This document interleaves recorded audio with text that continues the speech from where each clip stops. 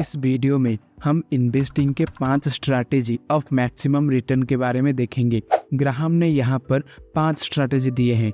इसे अपनाकर आप ज़्यादा रिटर्न ऑफ बेनिफिट पा सकते हैं।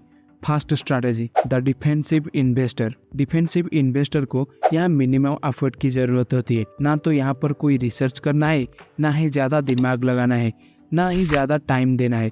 यहाँ पर बस इंडेक्स फंड में इन्वेस्ट कर दीजिए। इंडेक्स फंड का मतलब है कि आप निफ्टी बेस्ड या बैंक बेस्ड फंड से ले सकते हैं, जहाँ पर आपको रिटर्न भी एवरेज की करीब ही मिलेगा। ये मिनिमम एफर्ट वाला स्ट्रैटेजी है। यहाँ आपको मेहनत बिल्कुल नहीं करनी। सेकेंड स्ट्रैटेजी, इस स्ट्रैटेजी में आपको थोड़ी मेहनत करनी है।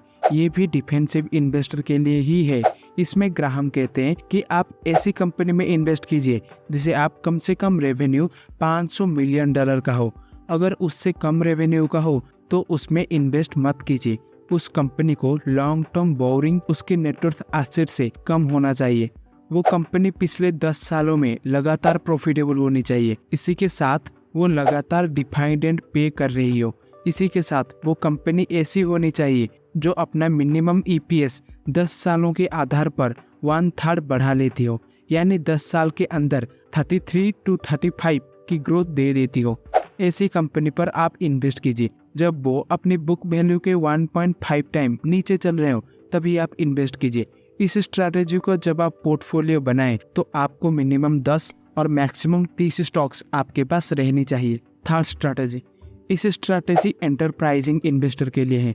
यहाँ पर रिस्क थोड़ा ज़्यादा है और रिसर्च वर्क भी ज़्यादा है। यहाँ पर उन कंपनी के ऊपर आप इन्वेस्ट कीजिए जिनका करंट एसेट कम से कम 1.5 टाइम्स हो और करंट लाइबिलिटी से ज़्यादा हो। इस कंपनी का करंट डेप्थ और करंट एसेट से 1.1 टाइम्स ज़्यादा नहीं होना चाहिए, यानी उसके ऊपर 110% से ज़्यादा कर्जा नहीं होना चाहिए। अपने करंट एसेट से मुकाबले दूसरी चीज़, उस कंपनी के पिछले 5 साल में कोई भी लॉस नहीं हुआ हो, साथ ही लगातार डिविडेंड भी पे कर रहा हो। इन कंपनी को स्टॉक्स फिक्स्ड एसेट का 1.2 टाइम्स से ज़्यादा नहीं लेना चाहिए, यानी जितना फिक्स्ड एसेट है उसके मुकाबले उसका 1.2 से मल्टीप्लाई कर दीजिए तो उतना आपको का मार्केट कैप मिल जाएगा।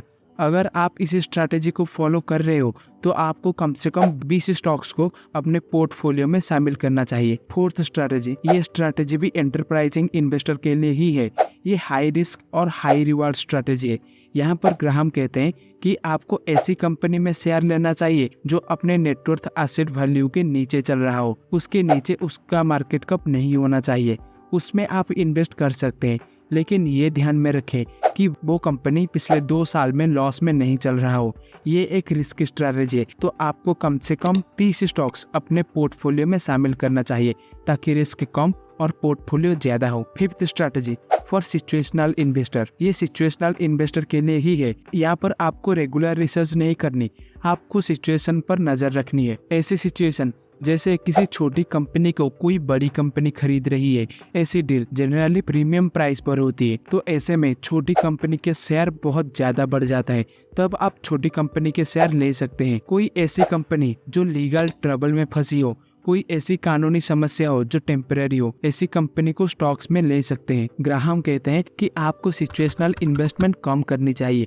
इसमें आपके पास मैक्सिमम 2 से 4 स्टॉक होना ही चाहिए। आपको इस स्ट्रैटेजी को किसी दूसरे स्ट्रैटेजी के साथ कंबाइन करके लेना चाहिए। ग्राहम कहते हैं जब आप शेयर खरीदते हो तो आपको एक बिजनेस ओनर की तरह सोचना चाहिए। आप इन्वेस्टमेंट को एक बिजनेस की तरह लो। तो ये थी इन्वेस्टिंग के कुछ पॉइंट्स जो ग्राहम ने अपने बुक में शेयर किया है, जिसके मदद से आप अच्छे इन्वेस्टर बन सकते हैं। इसी के साथ हमारा द इंटेलिजेंट इन्वेस्टर बुक की समरी खत्म होती है। वीडियो कैसी लगी कमेंट में जरूर बताना। अगर अच्छी लगी तो लाइक जरूर करना। हम मिलते हैं एक और नई वीडियो में। तब तक के लिए it's hard to leave but until we meet again.